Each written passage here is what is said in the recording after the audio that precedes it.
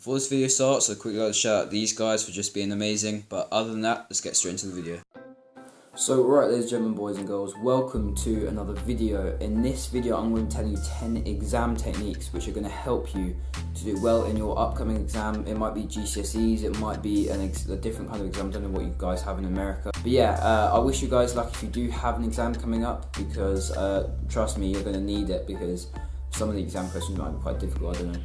But yeah, without further ado, let's get into the first point. Okay, so the first technique is to imagine yourself, maybe if you're being stressed in the exam, like maybe it's a tough question, imagine yourself in a peaceful situation, whether that be maybe playing a video game, maybe reading a book, maybe like a really good holiday that you've been on.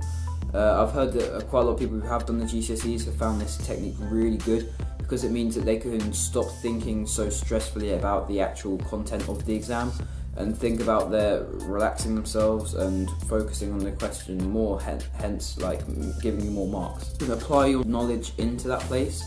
So maybe if you're doing something to do with science, it might be biology, you can maybe link how maybe some of the biotic factors or whatever it is of an environment might be in or surrounding you in a certain environment, like on holiday. There might be like the stuff around you, like the plants or the animals and stuff like that. Okay, so the next technique, and it worked for me, is that if you're feeling kind of stressed, or if you're finding a question surprisingly difficult or just finding it difficult, take a 2-minute break just to kind of calm yourself down. Maybe apply the last technique, try and think yourself in a different place, or maybe just think about that topic, maybe think about some stuff about the topic in your head, maybe it might give you some more points, or even just take that question amiss if you don't have enough time, or go back to it later if you have the time. Okay, this is for just before the exam, but for some people, or I don't know if it's for everyone, but for some people, before the exam, like 5 minutes before, it's better if you do something that makes you relaxed before the exam rather than to revise. So maybe listening to music, maybe watching some YouTube videos. I've got a good channel for you if you're one of those people that want to watch YouTube videos before an exam. But yeah, just stuff like that which will help you relax rather than to stress you out in the exam. Always try and maybe even force yourself to be happy. If not, just try and be happy the whole time. Even if you're finding yourself getting really annoyed at a certain question, just because this will improve your mental state in terms of when you're answering a long question. It'll increase your positivity throughout answering that question, which will mean you'll put some positive points that will help you to get those more marks that you need to maybe get the next grade in the answer. Okay, so another technique is to mind map all the ideas in the question. This probably works for the questions or exams that have long answered questions. It's to basically mind map all the things you can think of about the topic that is asking you in the question, and put it in your head, or maybe even jot it down, something like that, which kind of just helps you to analyse the situation of the answer, and it kind of makes you put down points that you really need, rather than points that maybe just make your answer look like it's longer when really it's just nonsense. Okay, so now this point is literally, don't be afraid to ask the invigilators, which are the people at the front of the exam, like telling you what to do and like making sure you're not cheating. Don't be afraid to tell them maybe you want to move seats because you've got a squeaky chair or your table's wobbling like side to side.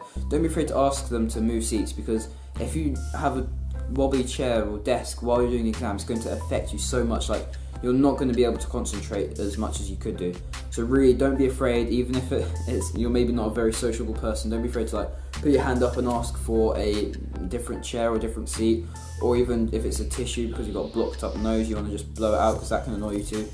Because after all, it's all about not distracting from other things and just being distracted by, or not being distracted, but focusing on what you really need to do, which is the answer. Okay, so another technique, maybe if it's because you've got the same or 2 different exams in the same day, or maybe you've got an exam the next day after maybe a difficult exam. So if you've just come out of a difficult exam, you're going to be very negative minded in terms of you're going to be really unhappy, you're going to be really annoyed, and you're just going to be thinking about all the things you did wrong the whole time.